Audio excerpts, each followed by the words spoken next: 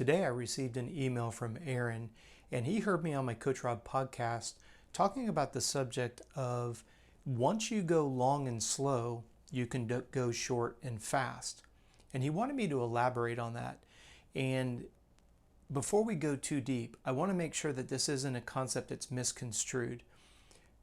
What I was talking about in our podcast was the idea that when you're trying to predict athletic performance, this is what we call the overload principle. When we go, let's say we're taking running, for example, if you can run 6 miles and you can do that at a comfortable pace, it makes it easier for us to determine what is your pacing strategy for a 3-mile race, a 5K. So I just kind of want to set the context when we say it's easier to go short and fast after you go long and slow, relevant to what we spoke about in the Coach Robb podcast. The idea here is predicting performance. So when you go out and you're doing something for an extended period of time, now again, it's got to be relevant to your sport. If you're somebody that's training for a half marathon, you don't need to run a full marathon to get your pacing. You do need to add, 25-30% of the distance. This is where we get into some very specific ways that we create critical speed numbers. We determine people's threshold of fatigue. It's beyond the scope of this video, but I do want to answer the email that came in, and I hope it'll benefit all of you. Thank you for taking the time to watch this video. If I'm working with somebody, and let's go back to a running scenario, if you're trying to be able to run 6.2 miles, you want to be able to race a 5K, which is 3.1. If I can get you to go out and do some pacing blocks, I can figure out what your calorie burn rate is, I can figure out what your sweat rate is, and then we can reverse engineer a concept known as the inverse relationship between volume and intensity. So when you go out and you run 6 miles, you cannot run that at the same pace that you can your 5K. And please don't let that be an insult. If you can run a 10K, 6.2 miles at the same pace that you can run your 5K, then you should be able to run your 5K faster. Stop and think about that. There's an inverse relationship. When the volume goes up, the intensity goes down. You will never see somebody that can run a 1-mile interval carry that pace all the way up to their 5K pace. Because the point is, let's just say hypothetically you can run a 6-minute mile for the 5K pace. Your track speed, your interval speed, should be faster than your desirable race pace. This overload principle makes the brain and the body start to understand, okay, I've been running some 1/4-mile repeats. I've been running them at a pace that's going to be faster because there's an inverse relationship. I'm going to run those 1/4-mile repeats faster than I'm going to race, and then I back down on the intensity, which allows me to go the distance. Do you see the inverse relationship between volume and intensity?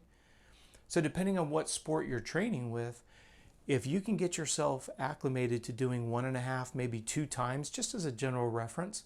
Now again, if you happen to be somebody that does an event that's 3, 6, 8 hours long, I'm not asking you to go out and do 1.5 to 2 times that duration. That's a subject for another video where you use cross-training to get the cumulative weekly volume up. You don't have to go out and do that 1.5 to 2 times the volume. Excuse me, this is where we get into certain sports. The methodology changes a little bit. It's not a one-shoe-fits-all. But I want you to focus on the concept that was brought up in the Coach Robb podcast. For you to be able to go short and fast, you have to be able to go long and slow. And the word slow sometimes has an awkward connotation because I'm not saying you're sandbagging. What I'm saying is we're playing around with what intensity can you hold and still deliver enough sugar, enough electrolytes, and enough water to be able to keep the muscles to contract and the body able to dissipate heat. So if you're somebody that's going to train for something that is 20 or 30 minutes long, if you can go 45 to 60 minutes, we can then use that as a benchmark as to start bringing the speed up. Notice my hand went this direction.